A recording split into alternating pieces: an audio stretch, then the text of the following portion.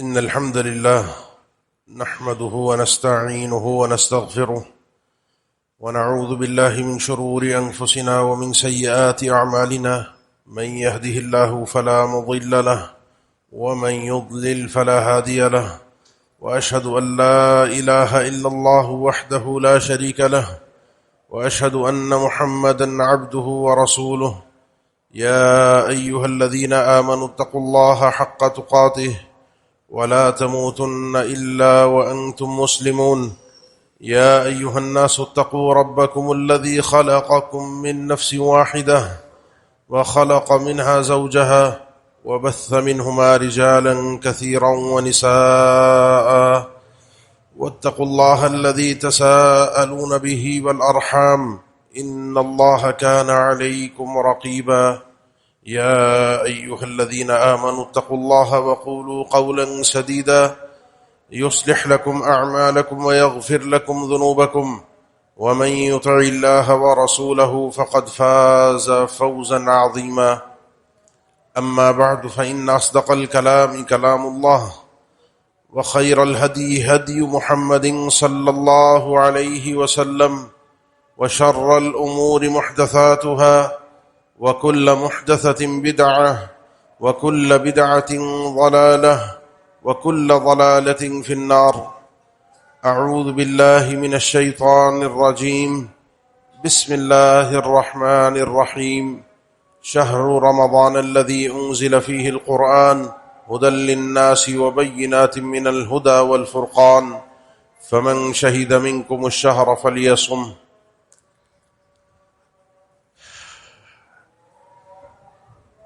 یہ دن پلک جھپکتے کے ساتھ بیت رہے ہیں. ایک سال، ایک مہینہ اس کا گزرنا انسان کو محسوس ہی نہیں ہوتا. لا تقوم الساعة حتى يتقارب الزمان. قیامت قائم اس وقت تک نہیں ہوگی جب تک زمانہ قریب قریب نہ آ جائے. اس کے دو مفہوم اہل علم نے ذکر کیے ہیں. ایک یہی جو آج ایک شہر سے دوسرے شہر کی مسافت کا ہم چند لمحوں میں، منٹوں میں، گھنٹوں میں سفر طے کر لیتے ہیں، جو پچھلے وقتوں میں کئی دنوں پر مشتمل ہوتا تھا، بلکہ کئی مہینوں پر ہوتا تھا. اور دوسرا معنی وقت کی برکت کا ختم ہونا ہے کہ وقت کتنی تیزی کے ساتھ گزرے گا کہ انسان کو احساس بھی نہیں ہوگا کہ کب پچھلا سال رمضان کا تھا. ہم اور آپ اس مہینے کے اندر کوشش کر رہے تھے کب وہ گزرا، کب پورا سال گزرا، اگلا رمضان آ گیا، ابھی شروع ہوا ہے. اور آپ دیکھیں گے چند ہی لمحوں کے بعد آپ کو محسوس ہوگا کہ رمضان جا چکا. یہ دن جو ہے، ان دنوں کی جو فضیلت ہے وہ عمل سے حاصل ہوتی ہے.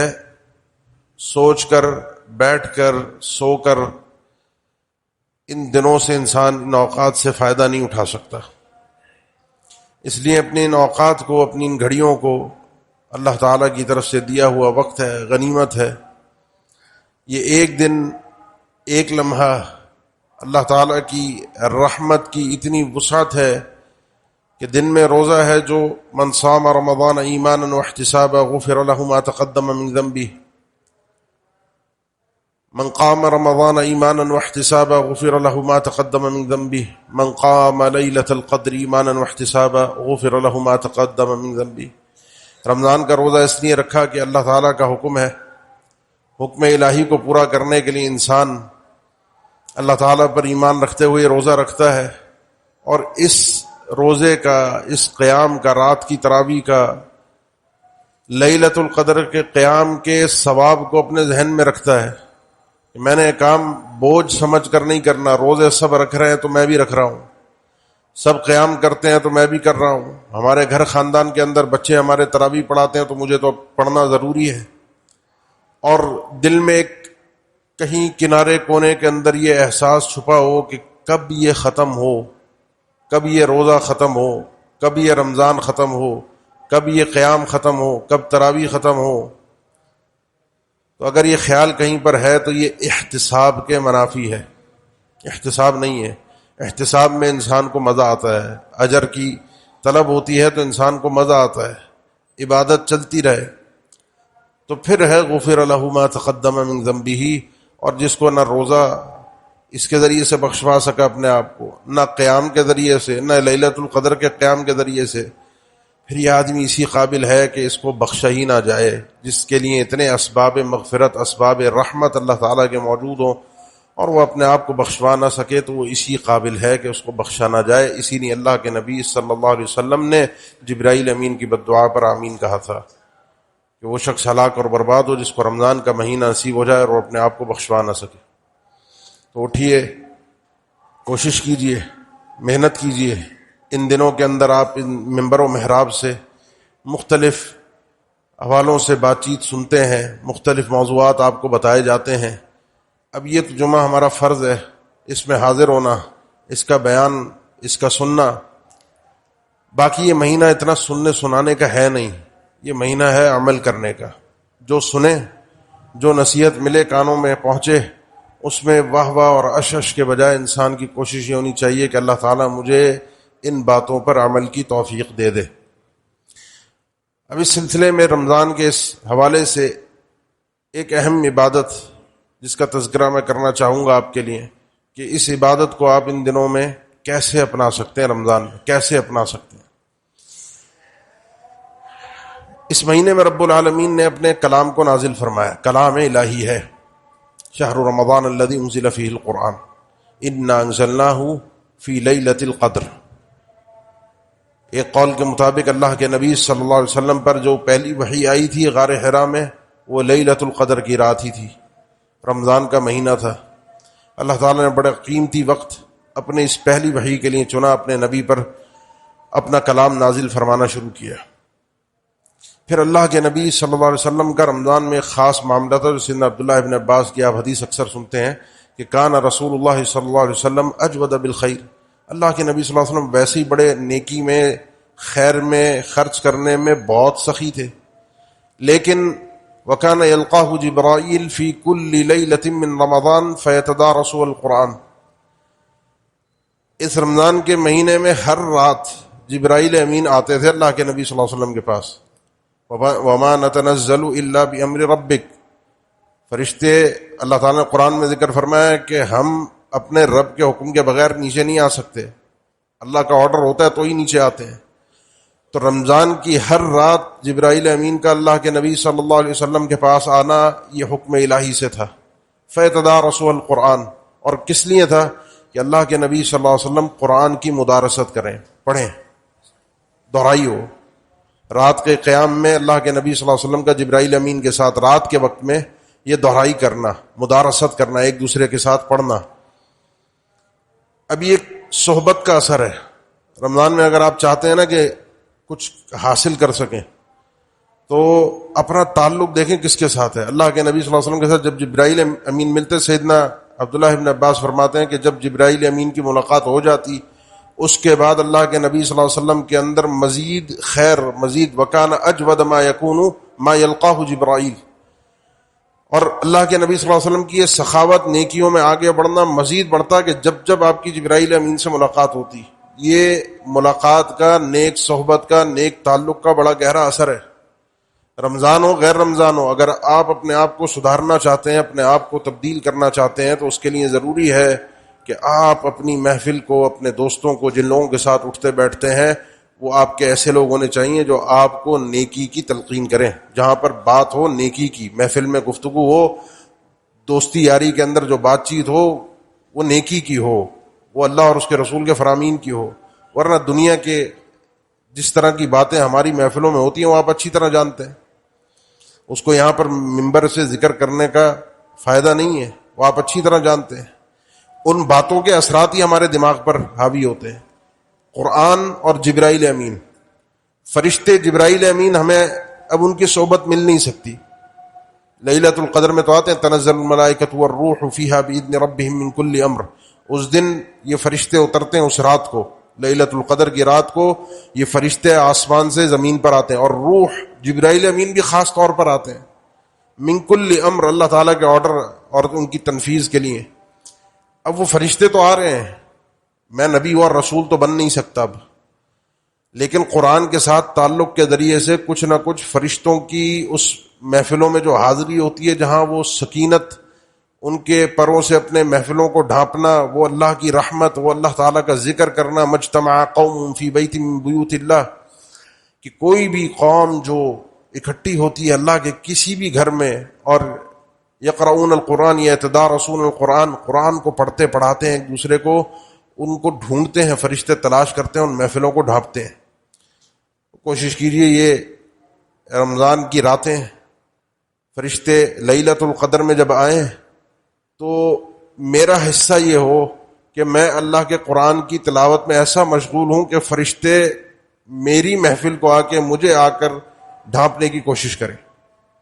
یہ راتیں ایسے گزر نہ جائیں، ورنہ بڑا خسارے کا سودا ہے. یہ میں نے کہا یہ ان دنوں کی فضیلت نیکی سے حاصل ہوتی ہے، باتوں سے نہیں ہوتی.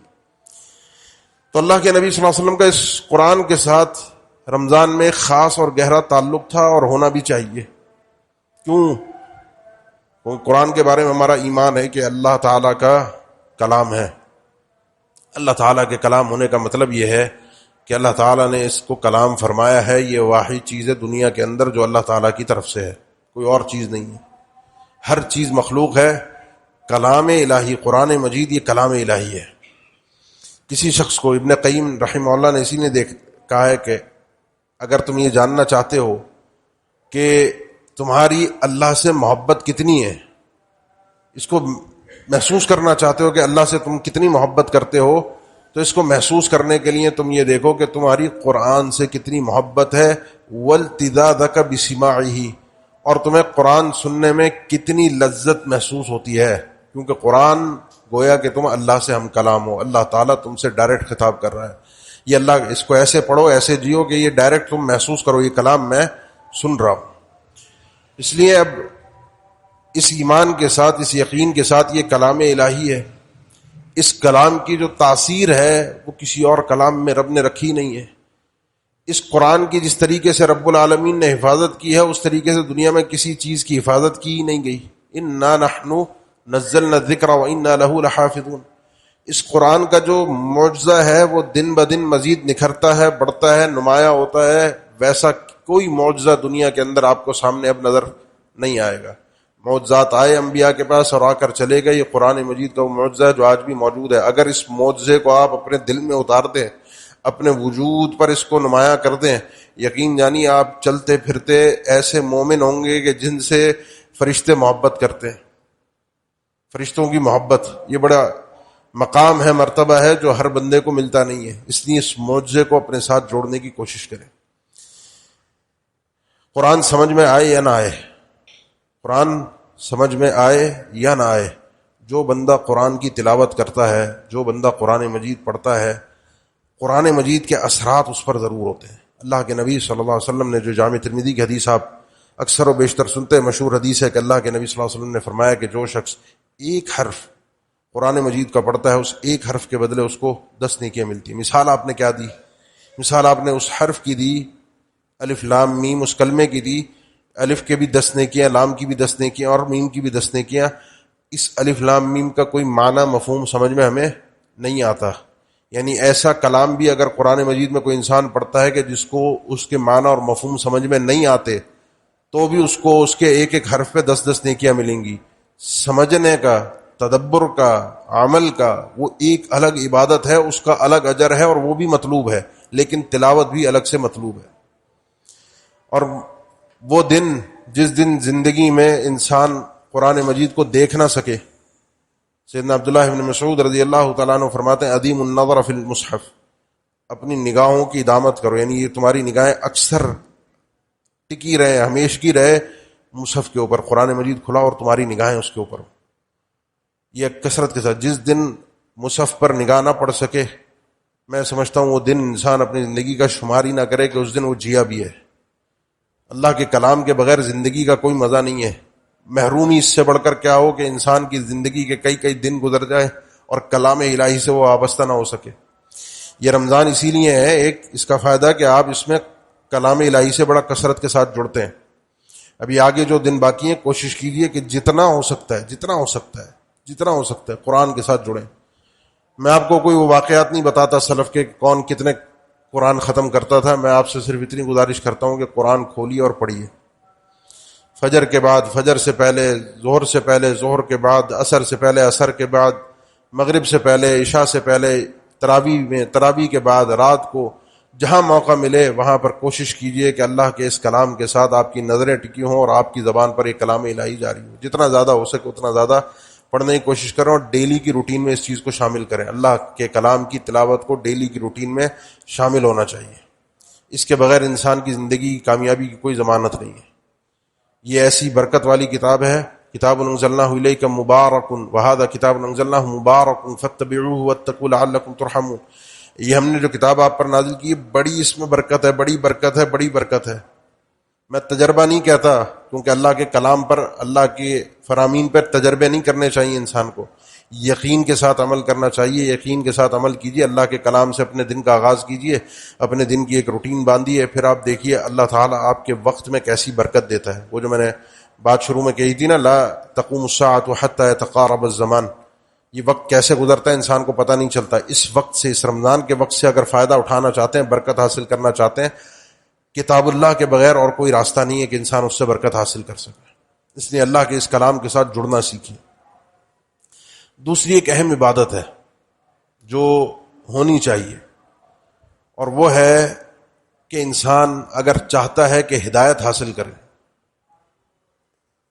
اللہ کی راہ پر چلے مضبوطی کے ساتھ، اور نیکیوں میں جڑے اور نیکیاں کر سکے، ان اور نیکیوں کے لیے بھی اللہ کے اس کلام سے جڑنا بہت ضروری ہے. یہ خالی اپنی ذات میں ایک نیکی نہیں ہے، یہ ایسی نیکی ہے جو اور نیکیوں تک آپ کو لے کر جاتی ہے.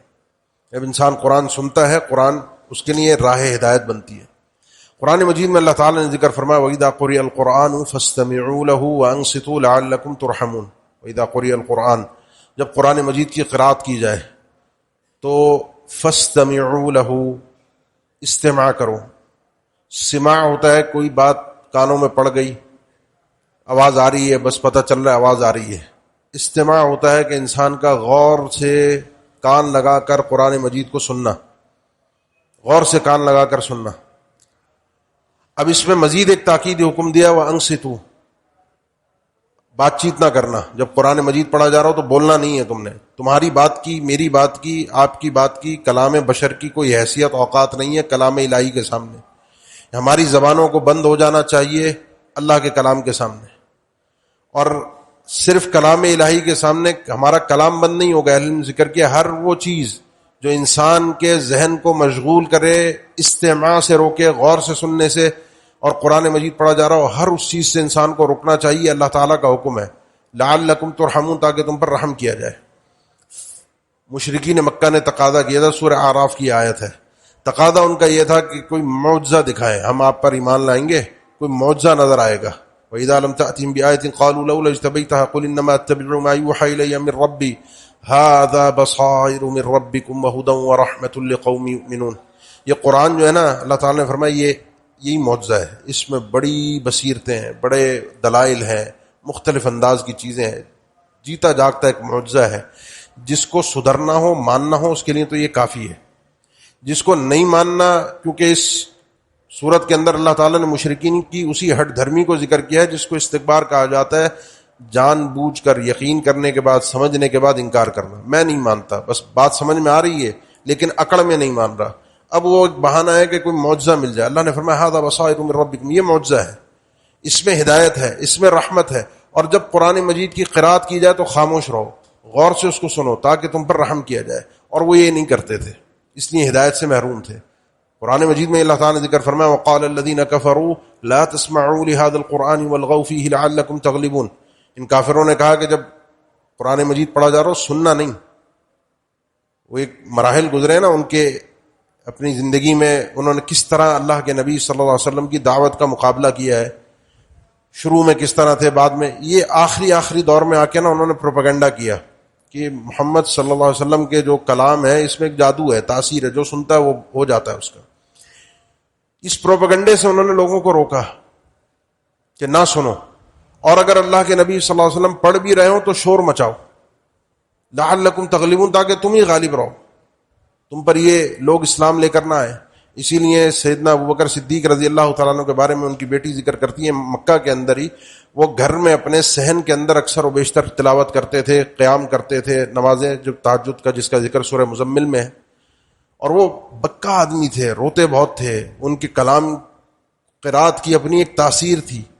اسی لیے وہ سیدہ عائشہ بتاتی ہیں کہ وہ جو عورتیں قریش کی ہوتی تھیں وہ یہ کہتی تھیں کہ یہ آدمی ہمارے لیے فتنے کا سبب بنے گا، کیونکہ اس سے یہ جو کلام الہی لوگ سنیں گے، ہمارے عورتیں، بچے، لوگ، یقیناً اس کا یہ پڑھنا ان کے اوپر اثر انداز ہوگا، ان کے کانوں میں آواز پہنچے گی۔ حیرت نہیں ہوتی آپ کو یہ بات سن کے جبیر ابن مطعم رضی اللہ تعالیٰ عنہ جیسے صحابی رسول مشرکین مکہ کے ساتھ آئے تھے بدر میں لڑنے کے لیے، اور بدر کے قیدیوں میں قید ہوئے، کہتے ہیں اللہ کے نبی صلی اللہ علیہ وسلم صحیح بخاری کی حدیث ہے، مغرب کی نماز میں نے آپ کو سورہ طور پڑھتے ہوئے سنا، اور جب آپ اس فرمان پر پہنچے سورہ طور کے، ام خلقوا من غیر شیء ام هم الخالقون ام خلقوا السماوات والارض بل لا یوقنون ام عندهم خزائن ربک ام هم المسیطرون، یہ الفاظ سننے تھے کہ میرا دل تو ایسے لگا کہ جیسے ہوا میں اڑنے لگا، میں اپنے آپے سے باہر ہو گیا۔ یہ کلام کی تاثیر تھی کہ پہلا ہی وہ موقع تھا، پہلی دفعہ میں نے اس کلام مجید کو سنا اور یہ مجھ پر اثر کر گیا، پہلی دفعہ۔ ام خلقوا من غیر شیء، کیا لوگ بغیر کسی چیز کے پیدا ہو گئے، کوئی ان کا خالق نہیں، خود بخود پیدا ہو گئے۔ ام هم الخالقون، کیا یا ان لوگوں نے خود اپنے آپ کو پیدا کیا ہے۔ ام خلقوا السماوات والارض، یا انہوں نے آسمان اور زمین کو پیدا کیا ہے۔ یہ دلیل بڑی عقلی دلیل ہے اللہ تعالیٰ کے وجود پر، جس کو وہ سمجھ گئے۔ یہ کلام کی تاثیر ہے جب انسان کو سمجھ میں آئے، جس کو جب وہ سمجھے تو وہ ان کو سمجھ میں آ گیا انسان کے بس کی بات نہیں ہے کلام پیش کرنا، اور وہ ایمان کا ذریعہ بنا۔ اسی لیے انہوں نے کہا کہ لا تسمعوا لهذا القرآن، سننا نہیں، شور مچانا تاکہ تم غالب ہو۔ اللہ نے کہا غور سے سننا، اور جب پڑھا جا رہا ہو تو بولنا کچھ نہیں تاکہ تم پر رحم کیا جائے۔ اللہ کی رحمت اسی وقت حاصل ہوگی جب اللہ کے کلام کا ادب ہوگا اور انسان بڑے غور سے سنے گا۔ اسی لیے نماز کے اندر سورہ فاتحہ کے علاوہ مقتدی کے لیے امام اگر جہری قرات کر رہا ہو اونچی آواز سے، ممنوع ہے کہ مقتدی کوئی اور قرات کرے امام کے ساتھ، صرف سورہ فاتحہ، لا تفعلوا الا بام القرآن، باقی امام کی قرات کو سننا ہے۔ یہ خطبہ ہے، ابھی آپ نے اتنے کلمات قرآن مجید کے سنے، آپ کے اوپر لازمی ہے کہ اس وقت آپ نے خاموشی سے استماع کرنا ہے قرآن کا۔ وَإِذَا قُرِئَ الْقُرْآنُ فَاسْتَمِعُوا لَهُ، اللہ کے نبی صلی اللہ علیہ وسلم کے اکثر خطبے جو تھے وہ آپ دیکھتے نہیں، حیران نہیں ہوتے کہ خطبے ملتے نہیں ہیں زیادہ تفصیل کے ساتھ۔ آج تو ہمارے خطبے ریکارڈ ہو جاتے ہیں، صحابہ نے اللہ کے نبی صلی اللہ علیہ وسلم کی ایک ایک بات کو نوٹ کیا، خطبے اتنی تفصیل کے ساتھ ملتے نہیں ہیں، اس لیے کہ اللہ کے نبی صلی اللہ علیہ وسلم کے اکثر خطبے صرف قرآن کی تلاوت ہوتی تھی۔ آپ اور میں اگر کسی کو راہ ہدایت پر لانا چاہتے ہیں یا اپنے آپ کو لانا چاہتے ہیں، سب سے زیادہ مؤثر چیز ہدایت کے لیے کلام الہی ہے۔ سنائے وَإِنْ أَحَدٌ مِّنَ الْمُشْرِكِينَ اسْتَجَارَكَ فَأَجِرْهُ حَتَّى يَسْمَعَ كَلَامَ اللَّهِ ثُمَّ أَبْلِغْهُ مَأْمَنَهُ۔ یہ فتح مکہ کے موقع پر ہے، اللہ تعالیٰ نے قرآن مجید میں ذکر فرمایا کہ اگر ان مشرکین میں سے کوئی پناہ چاہتا ہے مکہ میں رہنے کے لیے، پناہ دو اس کو، موقع دو اس کو، اور اس لیے نہیں دو کہ وہ رہ لے، اس کے اوپر ترس کھا رہے ہو تم، بلکہ یہ دنیا کا طرز چھوڑو، حتی یسمع کلام اللہ، اس کے کانوں میں اللہ کا کلام پڑھنا چاہیے، اس کے کانوں کے اندر آواز جانی چاہیے، داخل ہونی چاہیے، اللہ کی حجت تمام ہونی چاہیے۔ یہ کلام الہی کی بڑی گہری تاثیر ہے کہ جب یہ کانوں میں داخل ہوتا ہے اثر ضرور چھوڑتا ہے۔ یہ عمل میں نے اور آپ نے اپنانا ہے۔ اللہ کے نبی صلی اللہ علیہ وسلم سنا اپنے قرآن، سیدنا ابو موسیٰ اشعری کا سنا، سیدنا عبداللہ بن مسعود سے کہا مجھ پہ میرے سامنے تلاوت کرو، ابی بن کعب سے کہا کہ تم تلاوت کرو، اللہ نے تو کہا ہے کہ تم سے تلاوت کو سنا جائے۔ یہ مختلف موقعوں پہ اللہ کے نبی صلی اللہ علیہ وسلم کا تلاوت سننا، اور جب خود نماز میں کر رہے ہوں تو حکماً کہہ دینا کہ کوئی میرے ساتھ قرآن مجید کی تلاوت نہیں کرے گا۔ یہ سماع جو ہے قرآن کا، سننا جو ہے، اس کی بڑی ایک گہری تاثیر ہے، اور یہ اپنی ذات میں عبادت ہے، کیونکہ اللہ نے حکم دیا فاستمعوا، یہ اللہ تعالیٰ کا حکم ہے اور اپنی ذات میں عبادت ہے، اس کے لیے خاموش بھی رہنا ہے۔ اس لیے قرآن کو پڑھنے کے ساتھ ساتھ جو لذت ایک اور ملتی ہے انسان کو ان تراویح کے اندر، وہ قرآن کے استماع سے ملتی ہے، قرآن کے سننے سے ملتی ہے۔ اس کی ایک اپنی تاثیر ہوتی ہے جو کانوں میں پہنچتی ہے، انسان کے لیے ہدایت کا ذریعہ بنتی ہے، سمجھ میں آ جائے تو نور علی نور ہو جاتا ہے، کیونکہ آپ پھر قرآن کے ساتھ جینا شروع ہو جاتے ہیں۔ اب مسئلہ کیا ہے؟ مسئلہ ہے کہ جب یہ قرآن پڑھا جا رہا ہوتا ہے، ہم سن رہے ہوتے ہیں، یا جب ہم خود تلاوت کر رہے ہوتے ہیں، اپنے دل پہ ہاتھ رکھ کے بتائیں، کیا یہ قرآن پڑھتے ہوئے اور قرآن سنتے ہوئے کہیں دل میں ہوتا ہے کہ کب ختم ہوگا، یہ پارہ کب ختم ہوگا، یہ سورت کب ختم ہوگی؟ گھڑی پہ نظر ہوتی ہے، تراویح میں ایک ذہن جا رہا ہوتا ہے کہ رکعت کب ختم ہوگی۔ بہت سے لوگ دکھ ہوتا ہے، افسوس ہوتا ہے کہ جب قرآن مجید کی تلاوت ہو رہی تھی تراویح میں تو مساجد کے اندر ٹولیاں لگا کے پیچھے بیٹھ کے بات چیت کر رہے ہوتے ہیں۔ کتنا بڑا یہ حرام کام ہے، کوئی اس کی جواز کی صورت نہیں ہے۔ وَإِذَا قُرِئَ الْقُرْآنُ فَاسْتَمِعُوا لَهُ وَأَنصِتُوا لَعَلَّكُمْ تُرْحَمُونَ۔ اسی لیے بہت سے لوگ ہدایت سے محروم ہو جاتے ہیں، بہت سے لوگ اللہ کی رحمت سے محروم ہوتے ہیں کہ اللہ کی کتاب کا ادب نہیں کرتے۔ یہ آوازیں تراویح کے اندر کانوں میں آ رہی ہوتی ہیں لیکن وہ پیچھے بیٹھ کے اپنی باتوں میں لگے ہوتے ہیں۔ امام رکوع میں جانے والا ہوتا ہے، بھاگ کر آ کے نماز میں شامل ہوتے ہیں کہ آخر میں مل جائے۔ اگر یہ عبادت بوجھ لگ رہی ہے، میں نے شروع میں کہا نا، من قام رمضان ایمانا واحتسابا، محبت کے ساتھ انسان کھڑا ہوتا ہے کہ میں نے کھڑا ہونا ہے، قیام کرنا ہے، اللہ تعالیٰ سے اجر لینا ہے، اللہ کی رضا لینی ہے، تو پھر غفر لہ ما تقدم۔ بوجھل سب لوگ کر رہے ہیں، مجبوری میں پھنس گیا ہوں، کسی قرآن کی تکمیل میں جانے کا موقع مل گیا ہے تو اب وہاں پر جا کر شرما شرمی میں پڑھنا پڑے گا، اور اب تو وہ بھی ماحول نہیں رہا، تکمیلوں میں جائیں تو لوگ وہاں بھی پیچھے بیٹھے باتیں کر رہے ہوتے ہیں۔ یہ قرآن کے سراسر ادب کے خلاف ہے۔ بہت سے لوگ برکت کے لیے گھر میں قرآن چلاتے ہیں، اپنی دکانوں میں، فیکٹریوں میں، آفیسز میں چلاتے ہیں، صبح جا کے قرآن چلائے اور اپنے کام کاج میں لگ گئے۔ وجہ کہ دنیاوی برکت کے حصول کے لیے قرآن کو استعمال کرنا، باقی ادب نہیں ہے قرآن کا۔ اپنے کام کاج اپنی جگہ پر، بات چیت سب کچھ جاری ہے، اور قرآن اپنی جگہ پر چل رہا ہے کہ وہ تاثیر تو اس جگہ پر آتی رہے گی، باقی میں اپنا دھندا کام سٹارٹ کر کے رکھوں۔ یہ قرآن کے آداب کے خلاف ہے۔ یہ جائز نہیں ہے کہ اس طریقے سے قرآن کو استعمال کیا جائے۔ قرآن کو اگر پڑھیں، کوئی پڑھ رہا ہو تو لازمی ہے کہ انسان پورے ادب کے ساتھ، خاموشی کے ساتھ اس کو سنے۔ یہ اللہ تعالیٰ کا کلام ہے، ان آداب کے خلاف ہے کہ انسان اس طریقے سے اللہ کے قرآن کو استعمال کرے۔ اس لیے رمضان کے ان آداب کے اندر من قام رمضان ایمانا واحتسابا غفر له ما تقدم من ذنبه، اس قیام کا ادب کیجئے، اس تراویح کا ادب کیجئے۔ کسی دن اگر 2-4 منٹ تراویح پڑھانے والے سے اوپر ہو جائے تو غصہ کرنے کے لیے پہنچ جانا، لوگ آتے ہیں، آج لمبا کر دیا، آج ہم تھک گئے، آج زیادہ دیر کھڑے ہو گئے۔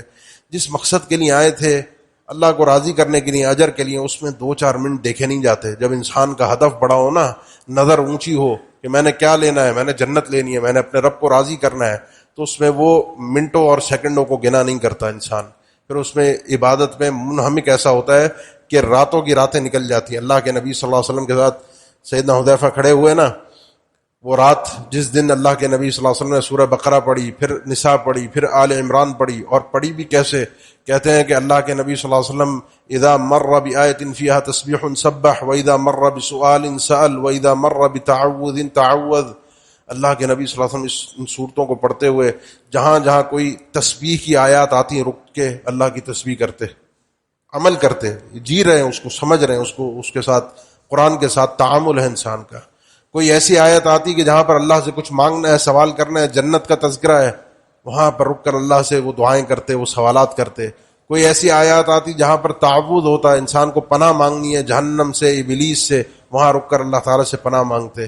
اس عمدگی کے ساتھ آپ نے یہ رات میں قرآن اللہ کے نبی صلی اللہ علیہ وسلم نے تلاوت کیا۔ کوشش کیجئے کہ ہماری تلاوتیں اس انداز کی ہوں، سمجھ میں آئے قرآن، گفتگو ہو تو بات کو جینے کا مزہ آ جائے۔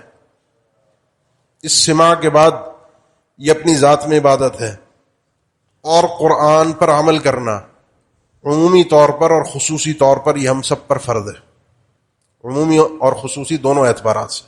سیدنا عمر ابن خطاب کی شخصیت کو آپ جانتے ہیں، جب ان سے سامنے آنے والے شخص نے ایک عہدے کا سوال کیا، طبیعت اور مزاج تو انسان کا غالب ہوتا ہے، بندے نے جب بھانپا تو اس نے کہا خذ العفو وامر بالعرف واعرض عن الجاہلین۔ اللہ کا کلام یہ پڑھا، خذ العفو وامر بالعرف واعرض عن الجاہلین، درگزر کرو، معاف کرو، نیکی کا، اچھائی کا، بھلائی کا حکم دو، اور جاہلوں سے اعراض کرو۔ سیدنا عمر ابن خطاب کے بارے میں اسی نے اس آیت، اس عمل کے بعد ان کے لکھا وکان وقافا عند کتاب اللہ۔ انسان اپنے وجود پر جب اللہ کی کتاب کو فوقیت دیتا ہے، اپنی خواہشات پر، اپنے جذبات پر، اپنی انا پر، اللہ کی کتاب کو فوقیت دیتا ہے، پھر یہ کلام مؤثر بنتا ہے انسان کے لیے. ورنہ جتنے آپ دم درود اس کے ذریعے سے کرتے رہیں، جتنے رقیے کرتے رہیں، جتنا اس کو شفا کے لیے پڑھتے رہیں، کچھ نہ کچھ تو حاصل ہوگا، کیونکہ اللہ کا کلام ہے. لیکن وہ تاثیر نہیں ملے گی جب تک انسان اس قرآن کے ساتھ جینا نہیں سیکھے گا. وَكَانَ وَقَّافًا عِندَ کتاب اللہ، اللہ کی کتاب کے سامنے رک جایا کرتے تھے. کوئی بھی چیز اللہ کی کتاب سے بڑھ کر نہیں ہے. اللہ کا حکم آ گیا، اس کے بعد کوئی دوسری بات نہیں ہے. سیدہ عائشہ رضی اللہ تعالیٰ عنہ فرماتی ہیں، اللہ تعالیٰ رحم فرمائے، یرحم اللہ نساء المہاجرات الاول شققن مروطہن فاختمرن بها. جب یہ آیات حجاب نازل ہوئیں، پردے کی آیات نازل ہوئیں، جس میں وَلْيَضْرِبْنَ بِخُمُرِهِنَّ عَلَى جُيُوبِهِنَّ، کہ یہ جو اپنی اوڑھنیاں ہیں عورتوں کی، ان کو اپنی اوڑھنیوں کو اوپر سے لا کر اپنے سینے کے اوپر ڈال لینا چاہیے، جس میں ان کا سر بھی چھپے گا، چہرہ بھی چھپے گا اور سینہ بھی چھپے گا. کہتی ہیں اللہ تعالیٰ رحم فرمائے ان مہاجرات عورتوں پر جو مکہ سے آئی تھیں. کپڑے نہیں تھے ان کے پاس، چادریں نہیں تھیں، لیکن جب یہ اللہ کا حکم سنا تو اپنی چادروں کو پھاڑ کر انہوں نے اس کا یہ خمار، یہ خاص قسم کا جو اوڑھنی اور دوپٹہ ہوتا ہے، اس کو بنایا تاکہ اپنے یہ خمار اپنے آپ کو اچھی طرح سے ڈھانپ سکیں. یہ اللہ کی کتاب کے بعد، انسان کا حکم کے بعد کہیں کوئی نقصان آ رہا ہے، کہیں کوئی اس کو روکا جا رہا ہے، کہیں اس کی کوئی جذبات کو ٹھیس پہنچ رہی ہے، کہیں اس کے کوئی مالی نقصان ہو رہا ہے. کپڑے چادریں پھاڑنا آسان چیز نہیں ہے. انسان کو سوچنا نہیں چاہیے، اللہ کے کلام کو پڑھنے کے بعد آگے بڑھ جانا چاہیے اس پر عمل کرنے کے لیے. اللہ کی کتاب کے اوپر عمل کرنے کے لیے جو شخص بغیر سوچے سمجھے آگے بڑھتا ہے وہی کامیاب ہے. شراب جب یہ لوگ پیتے تھے، چھوڑنا آسان تو نہیں ہے، نشہ چھوڑنا آسان نہیں ہے، لیکن جب اللہ تعالیٰ کے یہ فرمان نازل ہو، یا ایھا الذین آمنوا انما الخمر والمیسر والانصاب والازلام رجس من عمل الشیطان فاجتنبوه لعلکم تفلحون انما يريد الشيطان ان يوقع بينكم العداوة والبغضاء في الخمر والميسر ويصدكم عن ذكر الله وعن الصلاة فهل انتم منتهون. کیا تم رک جاؤ گے، باز آ جاؤ گے اس شراب اور جوئے سے؟ سیدنا عمر اب جی رہے ہیں اس آیت کے ساتھ، یہ ہے زندگی گزارنا. فهل انتم منتهون، یہ اللہ کا کلام مجھ سے ہے، تم رک جاؤ گے، باز آ جاؤ گے. جواب دیا انتہینا، زبان سے بھی دیا، اللہ ہم رک گئے، ہم باز آ گئے. اور وہ شراب کے مٹکے جو آپ پڑھتے ہیں بخاری کی روایت کے مطابق اپنی گلیوں کے اندر توڑ کے بہا دیے، اور وہ شراب مدینہ کی گلیوں کے اندر ایسے بہ رہی تھی جیسے کوئی پانی بارش ہوئی ہو اس کے بعد بہ رہا ہو. انتہینا، زبان سے انسان جیے تو صحیح، قرآن کے ساتھ گفتگو تو کرے، اللہ سے ہم کلام تو ہو، اپنے رب کو پہچانے تو صحیح کہ میرا رب مجھ سے کہہ کیا رہا ہے، میرے رب نے مجھ سے بات کیا کی ہے. وہ جب ہوگا جب آپ کو سمجھ میں آئے. اس لیے اب یہاں رک کر میں آپ کو ایک بات سمجھاتا ہوں کہ آپ میں سے اکثریت کو قرآن سمجھ میں نہیں آتا ہوگا، اسی لیے آپ کا دھیان بھی تراویح میں، قیام میں لگتا نہیں ہوگا، دماغ ادھر ادھر جاتا ہوگا. سمجھ میں آئے گا تو مزہ آئے گا، اس سمجھنے کے لیے محنت کرنی پڑے گی. اور یہاں سے اٹھنے سے پہلے آج عزم لے کر اٹھیں کہ آج کا یہ رمضان ہے، مجھے ابھی کلام الہی سمجھ میں ڈائریکٹلی نہیں آ رہا، ترجمہ ورجمہ پڑھ کے تو میں سمجھنے کی کوشش کرتا ہوں. اگلا رمضان آنے سے پہلے یہ جو سال گزرے گا، نیت کر کے، سچی نیت کر کے اور کوشش کے لیے کوئی راہیں ڈھونڈے کہ میں کہیں جا کر ایسے کچھ طریقوں سے قرآن مجید کو سیکھنا شروع کروں کہ مجھے سن کر قرآن مجید کے الفاظ کچھ نہ کچھ تو سمجھ میں، کہاں جنت کا تذکر آ رہا ہے، کہاں جہنم کا، اللہ تعالیٰ کن چیزوں کو حرام کر رہا ہے، اللہ تعالیٰ کن چیزوں کو حلال کر رہا ہے. اللہ کی حلال کردہ چیز کو حلال کرنا، حلال جاننا، اس کو اپنانا، حرام چیز کو حرام ماننا، اس سے باز آنا، یہ میرے اوپر فرائض ہے. ان چیزوں کو اپنانا میرے اوپر لازمی ہے. تو ان چیزوں کے ساتھ جب تک میں جیوں گا نہیں، ان چیزوں کے ساتھ جب تک میں اپنی زندگی نہیں گزاروں گا، جب تک میں تبدیل نہیں ہو سکتا. اور قرآن کے میں نے جملہ ذکر کیا کہ انفرادی اور اجتماعی، عمومی اور خصوصی طور پر قرآن کے ساتھ جینا پڑتا ہے. ہماری ایک مشکل یہ بھی بن گئی ہے کہ قرآن مجید اب ایک کتاب پڑھنے کی بھی ہے، اس میں کوئی شک نہیں ہے، خالی تلاوت بھی ہے اس کا رقیہ بھی ہے، اس کے ذریعے سے آپ دم بھی کریں گے، اس میں شفا بھی ہے. یا ایھا الناس قد جاءتکم موعظۃ من ربکم وشفاء لما فی الصدور، شفا بھی ہے سینوں کے امراض کے، دل کے امراض کے لیے، گمراہیوں کے لیے، فتنوں سے اس میں علاج موجود ہے. کوئی فتنہ دنیا کا ایسا ہو جو اپنی تاثیر رکھتا ہو ایمان پر اور قرآن کے ذریعے سے اس کا علاج نہ کیا جا سکتا ہو، اس فتنے کا، اس کا جواب نہ مل سکتا ہو، یہ ممکن نہیں. اللہ نے اس کو وشفاء لما فی الصدور کہا ہے. یہ بھی اس کے اندر ہے، رقیہ بھی ہے. وما یدریک انہا رقیہ، جب سیدنا ابو سعید رضی اللہ تعالیٰ عنہ نے سورہ فاتحہ کے ذریعے سے دم کیا تو اللہ کے نبی صلی اللہ علیہ وسلم نے ان سے پوچھا تمہیں کس نے بتایا یہ رقیہ ہے؟ یہ سب ہے، ایسا نہیں ہے کہ نہیں ہے، لیکن ایک چیز جس کو ہم بھول گئے، جس پر توجہ نہیں جاتی، وہ یہ ہے کہ قرآن اللہ کی طرف سے جو کتاب آئی ہے یہ حاکم بھی ہے. وَأَنِحْكُمْ بَيْنَهُمْ بِمَا أَنزَلَ اللَّهُ وَأَنزَلْنَا إِلَيْكَ الْكِتَابَ بِالْحَقِّ لِتَحْكُمَ بَيْنَ النَّاسِ بِمَا أَرَاكَ اللَّهُ. اللہ کے نبی صلی اللہ علیہ وسلم، ان کے درمیان آپ نے فیصلے کرنے، آپ کی حیثیت حاکم کی بھی تھی، آپ کا فیصلہ ہونا چاہیے بما انزل اللہ کے ساتھ. اللہ نے جو وحی نازل کی ہے وہ فیصلہ، وہ اس کی تنفیذ، اس کے بغیر قرآن کا فائدہ صحیح طریقے سے حاصل نہیں. یعنی اگر میں انفرادی زندگی میں کچھ نہ کچھ اپنا لیتا ہوں، جہاں جہاں مجھے خواہش کے مطابق مل گیا، میچنگ ہو گئی قرآن کی اور میری خواہشات کی، وہاں تو چلا لیا. جہاں میری خواہش کے خلاف آیا، جہاں سود کی حرمت آ گئی، لیکن آج کے دور میں تو سب 2 اور 2 4 کر رہے ہیں، تو وہ سود اب کیسے چھوڑوں؟ چلو اب اسلامک بینکنگ مل گئی، کہیں نہ کہیں سے 2 اور 2 4 ہو رہے ہیں، چاہے وہ اسلام کے نام پر ہو یا ابلیس کے نام پر ہو تو رہے ہیں، پیسہ تو آ رہا ہے، آنا چاہیے. کہیں آیت آئے اپنی مرضی کے مطابق تو اس پر عمل کر لیا، جو اپنی مرضی کے مطابق نہیں آئی. افتؤمنون ببعض الکتاب وتکفرون ببعض. تو انفرادی زندگی میں بھی اس قرآن کو پوری طرح سے اپنے اوپر نافذ کرنا ضروری ہے، اور اجتماعی زندگی کے اندر بھی نافذ کرنا ضروری ہے. حاکم ہے.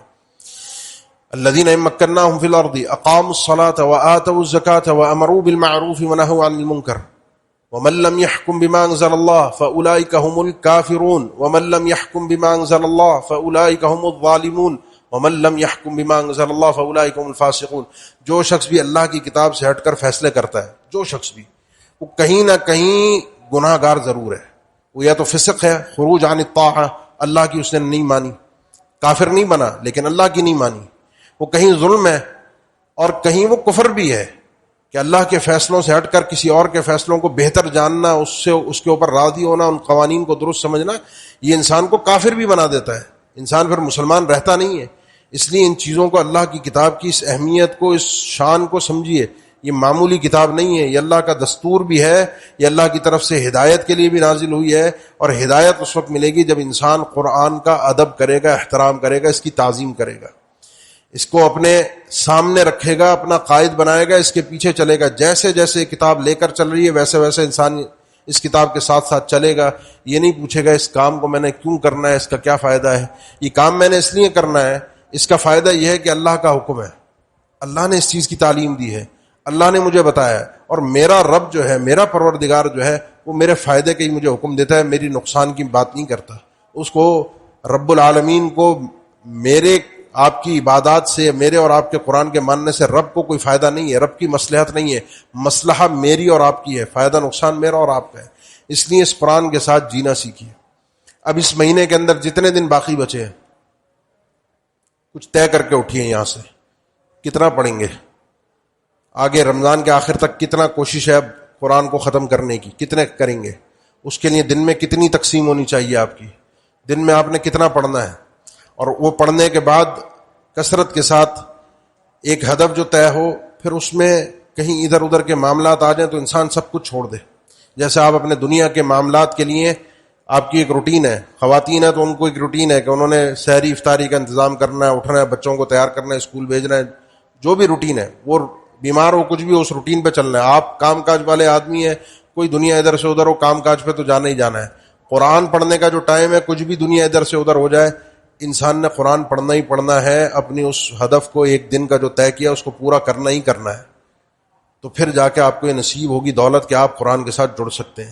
پھر آپ وہ بن سکتے ہیں کہ آپ کا مقصد یہ نہیں کہ قرآن میں نے ختم کرنا ہے، سورت کب پوری ہوگی، قرآن کب بند کروں گا. پھر آپ کا یہ ہوگا جب تک چل رہا ہے، محبت کے ساتھ، مٹھاس کے ساتھ انسان چلتا رہتا ہے، پڑھتا رہتا ہے، اس کی تاثیر کو محسوس کرتا رہتا ہے. اور پھر اہل اللہ و خاصۃ، اہل القرآنی اہل اللہ و خاصۃ، جو قرآن والے ہوتے ہیں نا، وہ اللہ کے بڑے قریبی اور اللہ کے بڑے خصوصی بندے ہوتے ہیں، جس کو اللہ کا قرب جتنے شارٹ کٹ طریقے سے چاہیے وہ قرآن کے ذریعے سے ہے. اللہ کے نبی صلی اللہ علیہ وسلم وہ آدمی جس کے پاس یہ قرآن ہوتا اور جتنا ہوتا اتنی اس شخص کو عزت بھی دیتے تھے، اس کا مقام بھی اتنا تھا. قبروں کے اندر بھی اگر ضرورت پڑ جائے مقدم کرنا، مصلی پر مقدم کرنا. اللہ کے نبی صلی اللہ علیہ وسلم نے اپنی زندگی میں کسی شخص کے لیے، کسی قوم، کسی کافر کے لیے اتنی بد دعائیں نہیں کی جتنی بد دعائیں ایک مہینے تک ان لوگوں کے لیے کی تھیں جنہوں نے قراء قرآن کو قتل کیا تھا، شہید کیا تھا دھوکے سے. لے کر گئے تھے. 1 مہینہ قنوت کیا تھا. اتنی بددعائیں آپ نے کسی کے لیے نہیں کی حتیٰ کہ رب العالمین نے آپ کو روکا. لیس لک من الامر شیء او یتوب علیہم او یعذبہم فانہم ظالمون. 1 مہینے اللہ کے نبی صلی اللہ علیہ وسلم نے قنوت کیا, بددعائیں کی. اس لیے اس قرآن کو تھامیے, یہ بڑی باعزت کتاب ہے. اللہ تعالیٰ نے جب آدم علیہ السلام کو آسمان سے زمین پر بھیجا, اب زمین پر وہ آ گئے, اللہ تعالیٰ نے آپ کو اور مجھے بے آسرا نہیں چھوڑا.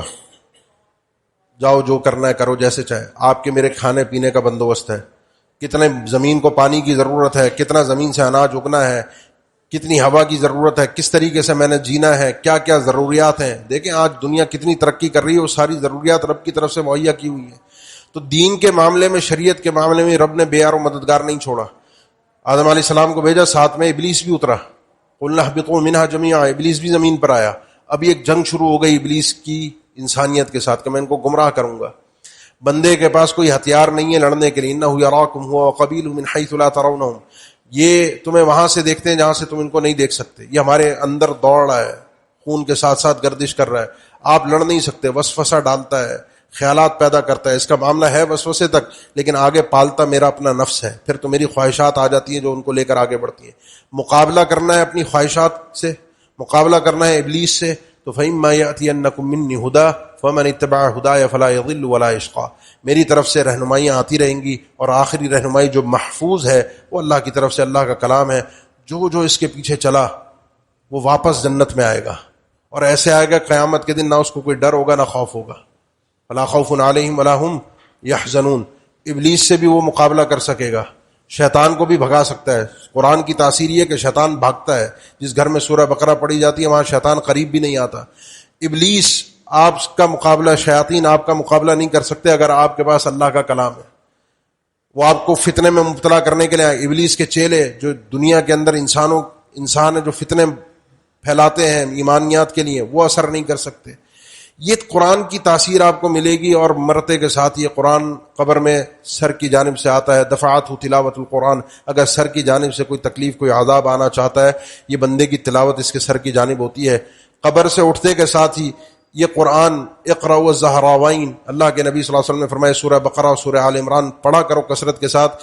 یہ قیامت کے دن 2 بادلوں کی یا پرندوں کے 2 جھنڈ, کانہما غمامتان, 2 پرندوں کے جھنڈ یا 2 بادلوں کی صورت میں اپنے پڑھنے والے کو پورا پروٹوکول کے اندر لے کر آئے گی قیامت کے میدان میں. قیامت کے میدان میں پہنچنے کے بعد آپ جب پڑھتے ہیں اقرأ القرآن فإنہ یأتی شفیعا لصاحبہ یوم القیامہ, قیامت کے دن اپنے پڑھنے والے اپنے صاحب کے دوست کے لیے, جہاں سے میں نے بات کا آغاز کیا تھا, اللہ کے نبی صلی اللہ علیہ وسلم کے دوست. رمضان میں قرآن اور جبرائیل امین, دوستی کے اثرات. جو اس کا صاحب ہے, جو قرآن کا دوست ہے, پھر رب العالمین سے یہ قرآن کہہ کر بخشوائے گا کہ اللہ اس کو معاف کر, اس کو بخش, یہ میرے ساتھ تھا اور یہ اللہ کا کلام ہے. بس یہاں بھی نہیں ہوگی, اس سے بھی آگے بڑھے گا. اور یقال لصاحب القرآن اقرأ وارتقی ورتل كما كنت ترتل في الدنيا فإن آخر منزلتك عند آخر آية تقرأ فإن منزلتك عند آخر آية تقرأها. پڑھتے جاؤ. اب جنت میں جتنا اونچا مقام چاہتے ہو, جیسے دنیا کے اندر خوبصورت ترتیل کے ساتھ پڑھتے تھے, پڑھو. آخری آیت جہاں تمہاری اینڈ ہوگی جنت میں, وہ مقام تمہیں عطا ہوگا. یہ دوستوں کا دوست ہے. جو اس کے ساتھ ہو جاتا ہے, یقین جانیے دنیا کیا, قبر کیا, قیامت کا میدان کیا, جنت کیا, چھوڑے گا نہیں آپ کو. لیکن جو اس سے بنا کے نہیں رکھتا اس کو بھی برباد بڑے برے طریقے سے کرتا ہے. ومن اعرض عن ذکری فإن له معیشة ضنکا ونحشره یوم القیامة اعمی قال رب لم حشرتنی اعمی وقد كنت بصیرا. جس نے میرے اس ذکر سے, اس قرآن سے اعراض کیا, اس کی دنیا کی معیشت تنگ ہوگی. اس کا تنگ ہونے کا معنی نہیں ہے کہ امیر ترین آدمی ہو, غریب رہے گا, اس کے پھٹے پرانے کپڑے ہوں گے, کھانے کو نہیں ہوگا. نہیں ہوگا, سب کچھ اس کے پاس, لیکن دنیا کی اندر رہتے ہوئے سعادت نہیں ہوگی.